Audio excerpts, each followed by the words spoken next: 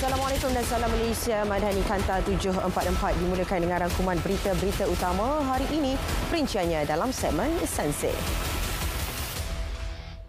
Yang di-Pertuan Agong Al-Sultan Abdullah Riayatuddin Al-Mustafa Billah Shah menzahirkan kegusaran berkenaan polemik berlarutan melibatkan isu penggunaan kalimah Allah. Titah baginda demi perpaduan dan masa hadapan negara sebarang polemik agama hendaklah diselesaikan segera.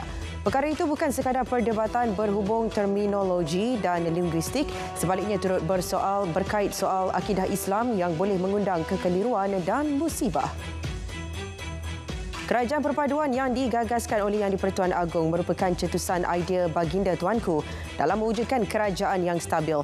Perdana Menteri berkata usaha itu berjaya meningkatkan keyakinan pelabur berlandaskan tata kelola pemerintahan yang mampan. Cetusan kebijaksanaan Tuanku telah berjaya mempertaut kesatuan pemuafakatan dan selanjutnya mewujudkan kestabilan politik negara. Kerajaan tidak akan bertolak ansur atau membenarkan sistem beraja diperolok dan diganggu-gugat. Menurut Perdana Menteri, tindakan yang setimpal akan diambil ke atas pihak yang cuba mengancam sistem beraja dan keluhuran perlembagaan. Malaysia akan terus mengambil semua tindakan proaktif bagi memperkukuhkan lagi kedaulatannya. Ini termasuk melibatkan semua pihak berkepentingan dalam usaha memastikan timbang tara dihormati di peringkat antarabangsa. Mahkamah Perancis akan membuat keputusan sama ada menguatkuasakan sebahagian award yang dituntut kumpulan Sulu terhadap Malaysia. Kerajaan Malaysia menafikan sepenuhnya segala dakwaan dalam surat yang dihantar peguam kepada kumpulan berkenaan kepada Jabatan Peguam Negara. Laporan tragedi tanah runtuh batang kali dijangka siap akhir bulan ini dan akan dibentangkan kepada Jemaah Menteri sebelum dimuktamadkan untuk tindakan selanjutnya. Kementerian Kerja Raya melalui Jabatan Kerja Raya dengan kerjasama agensi-agensi kerajaan yang berkaitan dalam peringkat penyediaan draft laporan akhir. Antara elemen yang diambil kira dalam penyiapan laporan tersebut adalah kerja-kerja ujian penyiasatan tanah di lapangan dan makmal serta penganalisis data. MCMC mempertimbangkan pelbagai bentuk tindakan yang boleh dikenakan terhadap Telegram. Ini termasuk mengenakan sekatan ke atas platform terbabit jika terus enggan memberi kerjasama kepada kerajaan. Tindakan sedemikian perlu dibuat bagi melindungi pengguna aplikasi berkenaan selain mengekang aktiviti jenayah siber menerusi Telegram daripada terus melonjak. Perpaduan rakyat adalah tunjang kestabilan dan keamanan di Sarawak dan menjadi contoh untuk negeri-negeri lain di Malaysia. Ia juga merupakan hasil toleransi dan hubungan erat rakyat yang terdiri daripada pelbagai suku kaum, budaya dan agama. Semua pihak diharap akan terus memelihara perpaduan dan keamanan yang merupakan asas kukuh pembangunan dan kemajuan ekonomi di Sarawak. Sebanyak 53% atau 16,863 daripada keseluruhan 31,600 jemaah haji Malaysia telah selamat tiba di Tanah Suci Mekah dan Madinah sejak 21 Mei lalu. Daripada jumlah itu, 11,294 jemaah haji berada di Mekah. Semua 12 hotel penginapan di Mekah telah beroperasi sejak 24 Mei lalu dan sehingga semalam 57 penerbangan telah selesai membawa jemaah haji ke Tanah Suci. Sebanyak 65,000 naskah Al-Quran terjemahan pelbagai bahasa siap dicetak. Ia mula diagihkan secara berperingkat dalam usaha merealisasikan pengedaran 1 juta Al-Quran ke seluruh dunia. Edaran telah pun bermula di Kemboja dan akan terus diedarkan ke semua negara-negara yang mempunyai komuniti Islam sehingga November tahun depan. Inisiatif ini akan diselaraskan oleh Kementerian Luar Negara bersama Yayasan Restu serta NGO terlibat. Hospital Al-Sultan Abdullah UiTM Puncak Alam merintis pembinaan pusat perubatan yang menggunakan konsep hospital mesra ibadah. Pembinaan pembangunan juga menghadap ke arah kiblat dan ia turut melibatkan penerapan persekitaran dan suasana mesra ibadah kepada semua kaki tangan hospital. Ini bagi memudahkan mereka memberikan bimbingan kepada pesakit. Aspek spiritual juga ditekankan di samping sokongan keagamaan dalam penjagaan pesakit. Hukuman terhadap kesalahan syariah tidak lagi hanya terikat kepada denda dan penjara.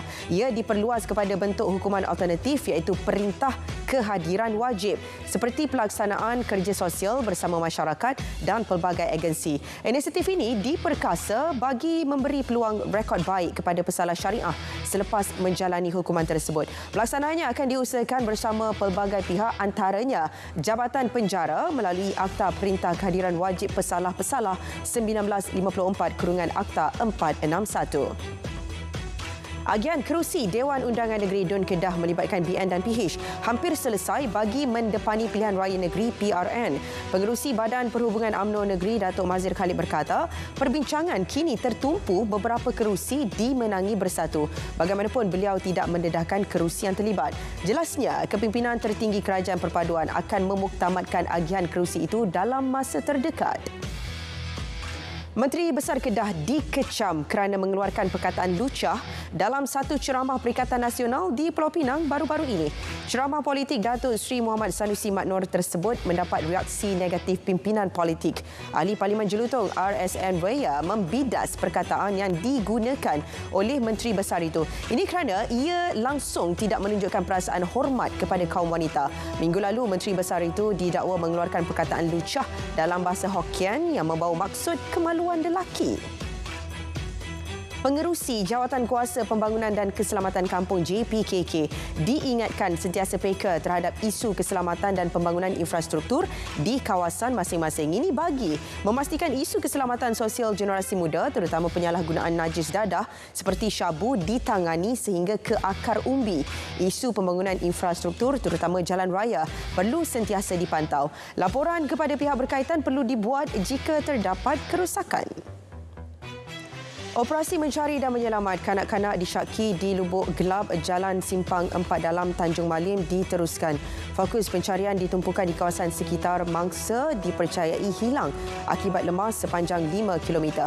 Operasi yang bermula pada pukul 9.30 pagi tadi menggunakan teknik pencarian secara surface searching dan selaman oleh pasukan penyelamat di air PPDA serta unit K9. Mangsa Edward Girang, anak janggut 8 tahun dipercayai hilang ketika mandi bersama keluarganya di sungai tersebut Sabtu lalu. Seorang lelaki yang mempunyai 10 rekod jenayah lampau bersama seorang wanita ditahan di ward kecemasan Hospital Betong ketika menerima rawatan akibat tercedera. Kecederaan tersebut dipercayai berkaitan dengan kejadian kejar-mengejar dan tembakan oleh pasukan polis. Suspek dipercayai melarikan sebuah kenderaan pacuan 4 roda yang dicuri dan cuba merempuh sekatan polis. Beberapa das tembakan dilepaskan untuk menghentikan suspek. Siasatan dijalankan di bawah Seksyen 379A Kanun Keseksaan dan Seksyen 307 Kanun Keseksaan. 8 individu termasuk 7 pesilat cedera ringan selepas MPV yang dinaiki mereka berlanggar dengan sebuah lori di Lebuh Raya Plus arah selatan dekat Alur Gajah Melaka. Kesemua pesilat itu dalam perjalanan pulang dari pertandingan di Kuala Lumpur. MPV berkenaan yang berada di lorong paling kiri melanggar belakang sebuah lori. Kesemua mangsa dibawa ke Hospital Alur Gajah. Kemalangan sedang disiasat lanjut mengikut Seksyen 43/1 Akta Pengangkutan Jalan 1987. Sepasang suami isteri berjaya dicekup kerana dipercayai pengedar dadah di Setiawan Manjong.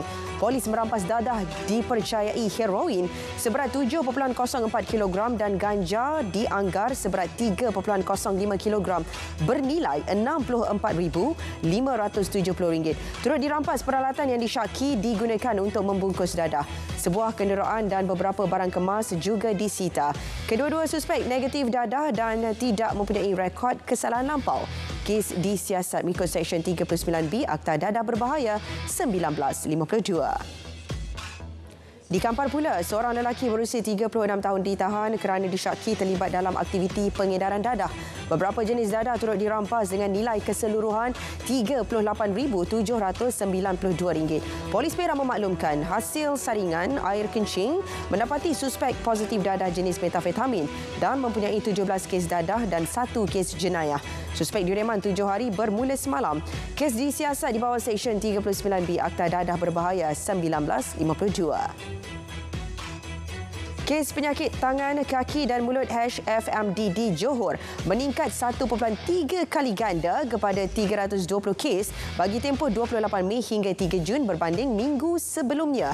Johor baru merekodkan kes tertinggi iaitu 607 kes, diikuti Tangkak 204 kes dan Kota Tinggi 167 kes. Kebanyakan kes melibatkan kanak-kanak sehingga 6 tahun dengan 1,293 kes. Selain Taska menjadi lokasi penularan tertinggi dengan 26 kes. Justru ibu bapa diminta segera membawa anak-anak mendapatkan rawatan selain elak ke tempat awam sekiranya bergejala.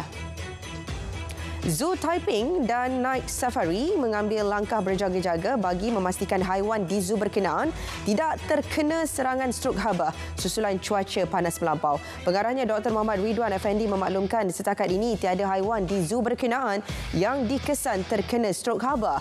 Kebajikan di zoo dijaga rapi oleh ahli yang ditugaskan khas untuk menjaga haiwan dan air selain memandikan haiwan secara berkala. Kematian ikan patin sangkar yang tinggi dan kos makanan yang meningkat menyebabkan pengusahanya di Temerloh Pahang kini berdepan kerugian. Industri itu juga dibelenggu pelbagai masalah sehingga menyebabkan pendapatan merosot.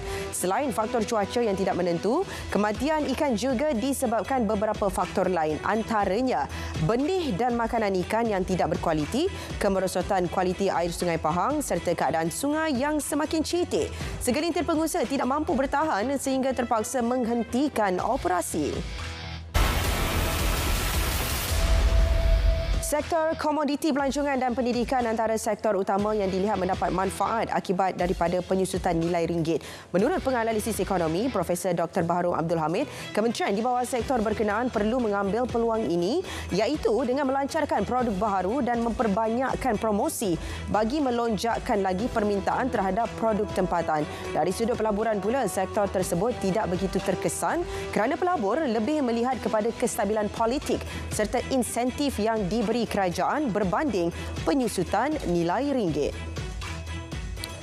Koperasi Pembiayaan Syariah Angkasa Berhad KOPSHA bercadang menerbitkan sukuk bernilai 2 bilion ringgit awal tahun depan. Sejak diwujudkan 10 tahun lalu, KOPSHA telah meluluskan pembiayaan kepada kira-kira 130 koperasi dengan nilai 1 bilion ringgit. Penerbitan sukuk tersebut bagi memenuhi pembiayaan koperasi yang tidak mencukupi. KOPSHA turut menyasarkan 3,000 koperasi berdaftar menjadi ahli menjelang 2027. Setakat ini lebih kurang 10%, iaitu 1,600 daripada 15,315 koperasi berdaftar telah menjadi ahli KOPSHA. Nahas 3 kereta api di Odisha, Timur India. Ahli keluarga mangsa dalam insiden terbabit dibenarkan melakukan proses pengecaman selepas operasi mencari dan menyelamat SAR berakhir pada Ahad. Proses pengecaman dilakukan di Hospital Odisha sebelum dibenarkan membawa balik mayat mangsa. Pada masa sama, ada keluarga yang bergelut mencari ahli keluarga mereka yang masih hilang. Nahas melibatkan 3 buah kereta api mengorbankan hampir 300 nyawa dan 800 lagi cedera. Sementara itu, punca serta individu bertanggungjawab terhadap nahas kereta api terburuk di India telah dikenal pasti. Tanpa mendedahkan butiran terperinci, Menteri Kereta Api India Ashwini Vaishnaw memberi bayangan insiden terbabit terkait dengan sistem isyarat elektronik. Jelasnya, pada masa ini tidak wajar untuk didedahkan sebelum laporan penyiasatan akhir. Amerika Syarikat dan Arab Saudi menggesa rundingan damai baharu di Sudan selepas perjanjian genjatan senjata tamat hujung minggu lalu. Menerusi kenyataan, kedua-dua negara itu menyatakan pihaknya sudah menghubungi pihak terlibat dan perbincangan tertumpu usaha memudahkan bantuan kemanusiaan. Pertempuran bertambah sengit di Khartoum apabila askar tambahan dikerah tentera Sudan untuk menentang pasukan separa tentera Rapid Support Forces RSF. Beberapa genjatan senjata sebelum ini juga gagal dipatuhi. 4 kanak-kanak maut manakala seorang lelaki hilang dalam kejadian air pasang di pantai Quebec, Kanada pada Sabtu. 11 orang yang sedang memancing dilaporkan hilang selepas dihanyutkan air pasang. Menurut polis tempatan, 6 daripadanya berjaya diselamatkan dan 5 lagi hilang ketika operasi pencarian dilakukan semalam. 4 kanak-kanak berusia lebih 10 tahun kemudian ditemui dalam keadaan tidak sedarkan diri sebelum disahkan meninggal dunia. Sekurang-kurangnya 12 pelombong terbunuh selepas lombong emas runtuh di selatan Venezuela pada Ahad. Lombong Talavera terletak di Bolivar dinaiki air banjir akibat hujan lebat. Sebelum kejadian, pasukan penyelamat bertungkus lumus melakukan usaha pemulihan di kawasan terbabit. 112 orang lagi dilaporkan terselamat dalam insiden tersebut. Bekas Perdana Menteri New Zealand Jacinda Ardern menerima satu daripada anugerah tertinggi negara sempena ulang tahun keputeraan diraja negara itu hari ini. Ardern dilantik sebagai Dame Grand Companion of the New Zealand Order of Merit atas sumbangan beliau kepada negara. Ini merupakan anugerah kedua tertinggi selepas Order of New Zealand yang hanya dianugerahkan kepada 20 orang yang masih hidup. Anugerah diberikan atas kejayaan Ardern mengurus negara ketika COVID-19, serangan pengganas terhadap dua masjid serta letusan gunung berapi White Island. Paparan itu mengakhiri Kanta 744. Menyusul selepas ini berita perdana bersama Andy Reza Rohadian dan Farhatul Aisyati Osman untuk paparan lebih komprehensif. Malaysia Madani, tekad perpaduan penuhi harapan.